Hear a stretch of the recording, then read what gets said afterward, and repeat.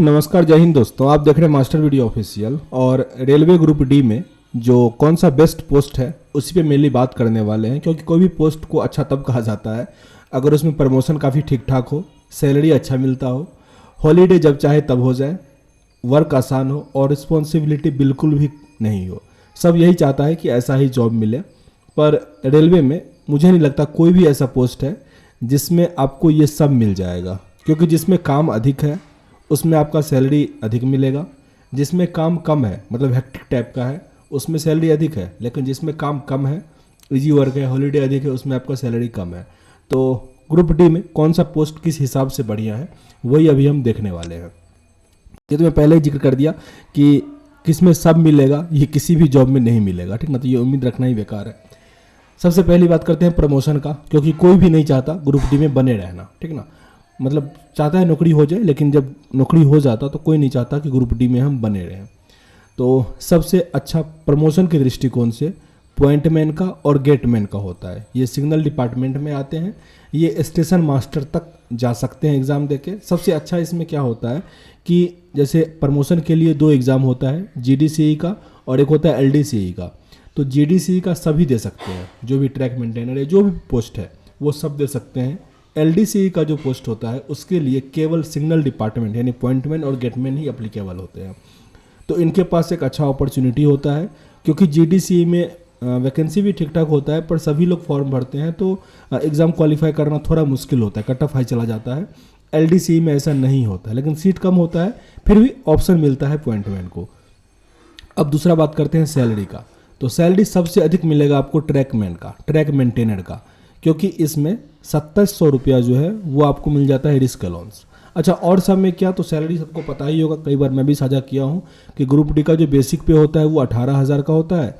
आपको एचआरए अब 10% के आसपास मिल जाएगा, डीए 50%।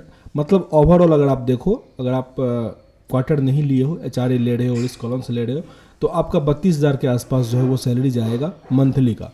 अगर आप एक्स्ट्रा बाहर जाते हो, मतलब 15 किलोमीटर या आई थिंक 6-7 किलोमीटर है, उससे अगर दूर जाते हो ड्यूटी करने के लिए, तो पर डे एक्स्ट्रा 500-600 बनता है, तो आपका सैलरी फिर ठीक ठाक बढ़ जाएगा, टीए बढ़ेगा एक्स्ट्रा। नहीं तो अगर आप नॉर्मल एक ही जगह पे काम कर रहे हो तभी आपका 32,000 के आसपास आएगा। दूसरा वहीं अगर पॉइंटमैन गेटमैन इस सब की बात करें तो आपका 28,000 26,000 इस सब के आसपास सैलरी आता है। तो ट्रैक मेंटेनर का इस मामले में अच्छा होता है, क्योंकि टीए बनता है, पॉइंटमैन सबका टीए नहीं बनता है, ठीक है। तो सैलरी समझ गए, सबसे अधिक ट्रैक मेंटेनर का होगा, उससे अधिक किसी का नहीं होगा लेवल 1 वाले पोस्ट में। हॉलीडे की बात करते हैं तो हॉलीडे मेन, चाहे ग्रुप डी हो या कोई भी पोस्ट हो, ऐसे पोस्ट में हॉलीडे मिलना आसान हो जाता है जहाँ पे ग्रुप ऑफ स्टाफ काम कर रहे हो, तो आसानी से मिल जाता है।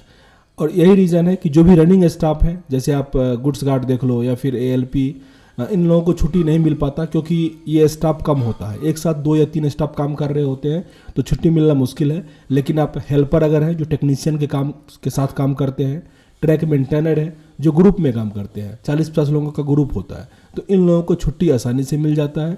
मतलब लंबा लीव भी जो 10 दिन 12 दिन का होता है, या फिर बीच में 1-2 दिन का जो लीव होता है वो भी इनको आसानी से मिल जाता है। तो इस दृष्टिकोण से भी ये पोस्ट बढ़िया है। टाइम का, अच्छा इजी वर्क की पहले बात कर लेते हैं। तो इसमें अगर आप देखें तो हॉस्पिटल असिस्टेंट, हालांकि इस पोस्ट को अब लगभग ख़त्म किया जा रहा है।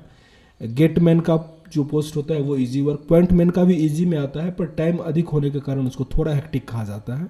डिपोट स्टोर असिस्टेंट जो होता है, जो स्टोर मतलब जैसे स्टोर डिपार्टमेंट है उसमें सामान आता जाता है, तो उसमें क्या होता है ना कि ऑफिस में एक ओएस बैठेगा, 1 या 2 ओएस, वो डिपेंड करता है कि आपका स्टोर कैसा है, बैठता है। और उसमें कुछ हेल्प करने के लिए जो असिस्टेंट होते हैं वो ग्रुप डी वाले ही होते हैं। उनका काम मेनली होता है सामान ला के देना, कुछ पर्ची होगा वो ला के देना, मिलाना, यही सब काम होता है, तो वो भी काम आसान होता है। तो ये सब काम है जिसमें इजी वर्क है। और इस समय क्या है कि आपका टाइम जो है वो 9 से लेकर शाम 5 तक रहेगा, बीच में 1 से 2 घंटे का जो होता है लंच ब्रेक भी होता है। तो ये सब पोस्ट इजी वर्क के मामले में। हेल्पर का भी पोस्ट आप कह सकते हो इजी, क्योंकि ये भी टेक्नीशियन के साथ ही, अभी जैसे इन लोगों का क्या है, हेल्पर सबका मैं देख रहा हूँ, टेक्नीशियन का देख रहा हूँ, टेक्नीशियन लेवल 2 में आता है, हेल्पर लेवल 1 में आता है।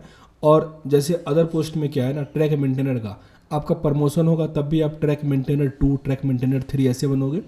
हेल्पर का क्या होता है कि हेल्पर से बनेगा टेक्नीशियन 3, फिर टेक्नीशियन 2, टेक्नीशियन 1 बनेगा। मेरे ऑफिस में भी 2 टेक्नीशियन बना हुआ है, मतलब हेल्पर था, टेक्नीशियन 2 बना है, टेक्नीशियन 3 बना है।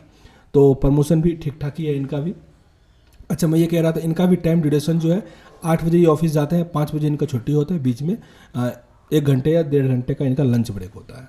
तो हॉलीडे भी समझ लिए, इजी वर्क में कौन सा पोस्ट है ये भी देख लिए। अब आती है रिस्पॉन्सिबिलिटी का। तो ये देखिए हर एक पोस्ट में रिस्पॉन्सिबिलिटी है, लेकिन ये आप पे डिपेंड करता है। रिस्पॉन्सिबिलिटी लोगे तो आपको मिलेगा, नहीं मिलोगे तो फिर गाली खाओगे। यही चीज़ होता है ऑफिस में, जो देखिएगा काम करने वाला होगा वो काम करेगा, जो नहीं करने वाला होगा वो गाली खाएगा, ठीक ना। तो ये ऐसा ही है रिस्पॉन्सिबिलिटी का भी। अगर आप लोगे तो आपको लगेगा कि रिस्पॉन्सिबिलिटी है, नहीं लोगे बेवकूफ़ बन के रहोगे तो कोई रिस्पॉन्सिबिलिटी नहीं है। तो हालांकि रिस्पॉन्सिबिलिटी लेना ही चाहिए, आपका उससे खुद डेवलप होता है। तो खैर इस वीडियो में इतना ही। कुछ खास अगर जानकारी चाहिए हो कमेंट बॉक्स में लिखिएगा। मिलते हैं नेक्स्ट वीडियो में, तब तक के लिए जय हिंद।